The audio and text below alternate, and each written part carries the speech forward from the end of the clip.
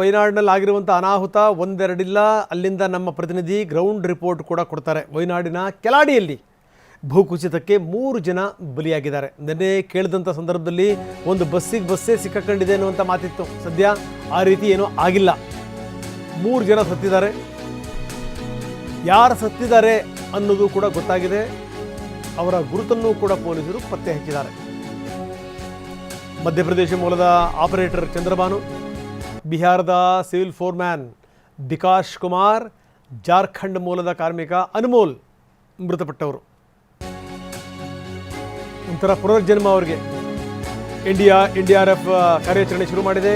Tunnel ಎಲ್ಲಿ ನಡೀತಾ ಇತ್ತು ಕೆಲಸ, ಅಲ್ಲಿ ಮಣ್ಣಿನ ಒಳಗಡೆಗೆ ಸಿಕ್ಕಾಕೊಂಡಿದ್ದಾರೆ ಜನರು. ಆ ಸೇತುವೆ ಮೀನಾಕ್ಷಿ ಸೇತುವೆ, ವಯನಾಡಿನ ಕೆಲಾಡಿ ಪ್ರದೇಶದಲ್ಲಿ ಬರುವಂಥ ಮೀನಾಕ್ಷಿ ಸೇತುವೆ ನೋಡಿ, ಅಲ್ಲಿ ನೀರು ಹೆಂಗೆ ಹರಿತಾ ಇದೆ. ಇಲ್ಲಿ ಸಿಕ್ಕಾಕೊಂಡಿರುವಂಥವ್ರನ್ನ ರಕ್ಷಣೆಗೆ ಈಗಾಗಲೇ NDRF ತಂಡ ಕೆಲಸ ಶುರು ಮಾಡಿದೆ. ಹಗಲು ರಾತ್ರಿ ಶ್ರಮಿಸ್ತಾರೆ ಪಾಪ, ಹಗಲು ರಾತ್ರಿ.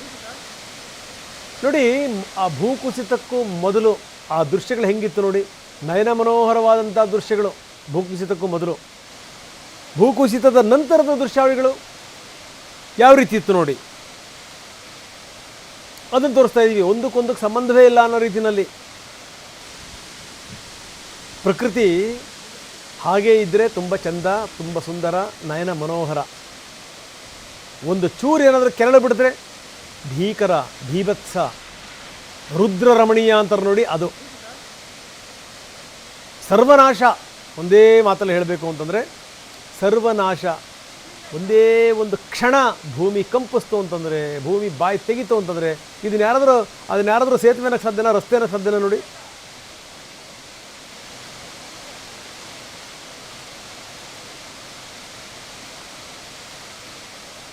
ಬರೀ ನಮ್ಮ ಪ್ರತಿನಿಧಿ ರಾಮ್ ನಮ್ಮೊಂದಿಗೆ ಈಗ ನೇರ ಸಂಪರ್ಕದಲ್ಲಿದ್ದಾರೆ. ರಾಮ್, ನೋಡ್ತಾ ಇದ್ದೀವಿ ಸ್ಥಿತಿಗತಿಗಳನ್ನು ಯಾವ ರೀತಿ ಇದೆ ಅಂತ. ನೋಡಿ, ಪ್ರಕೃತಿ ಮುನಿದ್ರೆ ಏನಾಗುತ್ತೆ ಅನ್ಲಿಕ್ಕೆ ಒಂದು ಬೆಸ್ಟ್ ಎಕ್ಸಾಂಪಲ್. ಜೊತೆಗೆ ಯಾವುದೂ ಕೂಡ ನಮ್ಮ ಕೈನಲ್ಲಿಲ್ಲ, ಆದರೆ ಮನುಷ್ಯನಿಗೊಂದು ಭ್ರಮೆ ಇರುತ್ತೆ, ಎಲ್ಲವೂ ಕೂಡ ನನ್ನ ಕೈನಲ್ಲಿದೆ, ನಾನು ಆಡಿಸ್ದಂಗೆ ಜಗತ್ತಾಡುತ್ತೆ ಅಂತ ಅವ್ನು ಅಂದ್ಕೊಂಡಿರ್ತಾನೆ. ಇಲ್ಲ, ಆ ರೀತಿ ಆಗಲ್ಲ.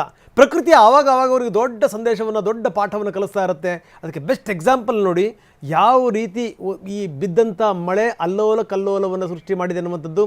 ನೀವು ಘಟನಾ ಸ್ಥಳದಲ್ಲಿದ್ದೀರಿ, ಅಲ್ಲಿನ ಸ್ಥಿತಿಗತಿಗಳೇನು ವಿವರಿಸಿ ರಾಮ್. ರಂಗನಾಥ್, ಖಂಡಿತವಾಗಿಯೂ ದೇವರನಾಡು ವಯನಾಡು ಮತ್ತೊಂದು ಘೋರ ದುರಂತಕ್ಕೆ ಸಾಕ್ಷಿಯಾಗಿದೆ. ರಂಗನಾಥ್, ಈ ಬಾರಿ ಪ್ರಕೃತಿ ಮುನಿಸಿನಿಂದ ಆಗಿರೋದಲ್ಲ, ಇದು ಮಾನವನ ಬೇಜವಾಬ್ದಾರಿತನ, ನಿರ್ಲಕ್ಷ್ಯತನ ಮತ್ತು ಅತಿಯಾದ ಆಸೆಯಿಂದ ಆಗಿರುವಂಥದ್ದು. ನಾನೀಗ ದುರಂತ ನಡೆದಂತಹ ಕಲ್ಲಾಡಿ ಸ್ಥಳದಲ್ಲೇ ಇದ್ದೇನೆ. ನೀವು ದೃಶ್ಯಗಳಲ್ಲಿ ನೋಡ್ತಾ ಇರ್ಬೋದು. ತಾವು ಹೇಳಿದಂತೆ ಖಂಡಿತವಾಗಿಯೂ NDRFನವರು ತಮ್ಮ ಪ್ರಾಣವನ್ನು ಒತ್ತೆ ಇಟ್ಟು ರಕ್ಷಣಾ ಕಾರ್ಯಾಚರಣೆಯಲ್ಲಿ ತೊಡ್ಕೊಂಡಿದ್ದಾರೆ. ಈ ಒಂದು ಘಟನೆ ನಡೆದಂಥದ್ದನ್ನು ನಾನು ವಿವರಿಸೋದಾದರೆ, ನೀವು ಮೇಲ್ಭಾಗದಲ್ಲಿ ನೋಡ್ತಾ ಇರುವಂಥದ್ದು ಆ ಒಂದು ಬೆಟ್ಟ ಏನಿದೆ, ಆ ಬೆಟ್ಟದಿಂದ ಮಣ್ಣು ಕುಸಿತ ಆಗಿ ಈ ದುರ್ಘಟನೆ ಸಂಭವಿಸಿರುವ ಈ ಬೆಟ್ಟದ ಕೆಳಭಾಗದಲ್ಲೇನೆ ಸುರಂಗದ ಕಾಮಗಾರಿ ನಡೀತಾ ಇತ್ತು. ಸಾಕಷ್ಟು ತಿಂಗಳುಗಳಿಂದ ಈ ಒಂದು ಕಾಮಗಾರಿ ನಡೀತಾ ಇದ್ರು ಸಹ ಕಳೆದ 1 ವಾರದಿಂದ ನಿರಂತರವಾಗಿ ಧಾರಾಕಾರವಾದಂತಹ ಮಳೆಯಾದ ಕಾರಣಕ್ಕಾಗಿ 2 ದಿನಗಳಿಂದ ಕಾಮಗಾರಿಯನ್ನು ಸಂಪೂರ್ಣವಾಗಿ ಸ್ಥಗಿತಗೊಳಿಸಬೇಕು ಅಂತೇಳಿ ಜಿಲ್ಲಾಡಳಿತ ಸೂಚನೆ ನೀಡಿತ್ತು. ಈ ಕಾರಣಕ್ಕಾಗಿ ನೂರಾರು ಕಾರ್ಮಿಕರು ಏನು ಕಾಮಗಾರಿಯನ್ನು ಮಾಡ್ತಾ ಇದ್ರು, ಟನಲ್ ಕಾಮಗಾರಿಯನ್ನು, ಅದನ್ನು ನಿಲ್ಲಿಸಿ ಸ್ಥಗಿತಗೊಳಿಸಿ ಇದ್ರು. ಹೀಗಾಗಿ ಹೆಚ್ಚಿನ ದುರಂತ ಇಲ್ಲಿ ತಪ್ಪಿದೆ ಅಂತ ಹೇಳ್ಬೋದು. ಆದರೆ ನಾನು ಈಗ ಇಲ್ಲಿ ಮನುಷ್ಯರ ಬೇಜವಾಬ್ದಾರಿತನ, ನಿರ್ಲಕ್ಷ್ಯತನ ಅಂತ ಹೇಳಿದಂಥದ್ದು. ನೀವೇನು ಮಣ್ಣನ್ನು ನೋಡ್ತಾ ಇದ್ದೀರಾ, ಕಾರ್ಯಾಚರಣೆಯಲ್ಲಿ ತೆರವುಗೊಳಿಸ್ತಾ ಇದ್ದಾರೆ, ಆ ಮಣ್ಣೆಲ್ಲವೂ ಸಹ ಬೆಟ್ಟದಿಂದ ಕುಸಿದದಲ್ಲ, ಬದಲಾಗಿ ಇಲ್ಲಿ ಟನಲ್ ಕಾಮಗಾರಿಯಿಂದ ತೆಗೆದಂತಹ ಮಣ್ಣನ್ನು ಅದೇ ಸ್ಥಳದಲ್ಲಿ ಶೇಖರಿಸುವಂತಹ ಕೆಲಸವನ್ನು ಮಾಡಿದ್ರು. ಈ ಬಗ್ಗೆ ಜಿಲ್ಲಾಡಳಿತ ಒಂದು ಸೂಚನೆಯನ್ನು ಸಹ ನೀಡಿತ್ತು. ಈ ಕಾಮಗಾರಿಯ ಜವಾಬ್ದಾರಿಯನ್ನು ಹೊತ್ತಂತವರಿಗೆ ಇಲ್ಲಿ ನೀವು ಶೇಖರಿಸಿರುವ ಮಣ್ಣೇನಿದೆ, ಇದು ಸಾಕಷ್ಟು ಭೂಮಿ ಸಡಿಲವಾಗಿರೋದ್ರಿಂದಾಗಿ ಅದು ಕುಸಿದು ಬರುವಂಥದ್ದು ಮತ್ತೆ ಇಲ್ಲಿಂದ ಸ್ಲೈಡ್ ಸಾಧ್ಯತೆ ಇರ್ತದೆ. ಹೀಗಾಗಿ ಮಣ್ಣನ್ನ ಇಲ್ಲಿಂದ ತೆರವುಗೊಳಿಸಿ ಅಂತೇಳಿ ಸೂಚನೆ ನೀಡಿದ್ರು. ಒಂದು ವೇಳೆ ಅವರು ಆ ಮಣ್ಣನ್ನ ತೆರವುಗೊಳಿಸಿದ್ರೆ ನೀವು ಆ ಬೆಟ್ಟದ ಭಾಗದ ಒಂದು ಸ್ಥಳವನ್ನು ನೋಡಬಹುದು. ಕಡಿಮೆ ಪ್ರಮಾಣದಲ್ಲಿ ಇಲ್ಲಿ ಲ್ಯಾಂಡ್ ಸ್ಲೈಡ್ ಆಗಿರುವಂಥದ್ದು. ಕೇರಳದಲ್ಲಿ ಸಾಮಾನ್ಯವಾಗಿ ಮಳೆಗಾಲದಲ್ಲಿ ಈ ರೀತಿಯಾದಂಥ ಲ್ಯಾಂಡ್ ಸ್ಲೈಡ್ಗಳಾಗ್ತದೆ. ಯಾವುದೇ ರೀತಿಯಾದಂಥ ಪ್ರಾಣ ಹಾನಿಯಾಗಲಿ ಅಥವಾ ಬೇರೆ ಹಾನಿಗಳು ಸಂಭವಿಸುವುದಿಲ್ಲ. ಆದರೆ ಇಲ್ಲಿ ಶೇಖರಿಸಿಟ್ಟಿದ್ದಂತಹ ಮಣ್ಣಿನಿಂದಾಗಿಯೇ ಈ ರೀತಿಯಾದಂಥ ಪ್ರಾಣ ಹಾನಿಯಾಗಿರುವಂಥದ್ದು.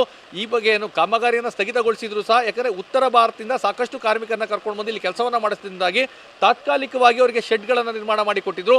ಕಾಮಗಾರಿ ನಿಂತ ನಂತರವೂ ಸಹ ಇಲ್ಲಿ ಸಾಕಷ್ಟು ಜನರು ಇದ್ದಿದ್ದರಿಂದಾಗಿ ಈ ಒಂದು ಲ್ಯಾಂಡ್ ಸ್ಲೈಡ್ ಆದ ಸಂದರ್ಭದಲ್ಲಿ ಅದರ ಕೆಳಭಾಗದಲ್ಲಿ ಸಾಕಷ್ಟು ಜನರು ಸಿಲುಕೊಂಡಿದ್ರು.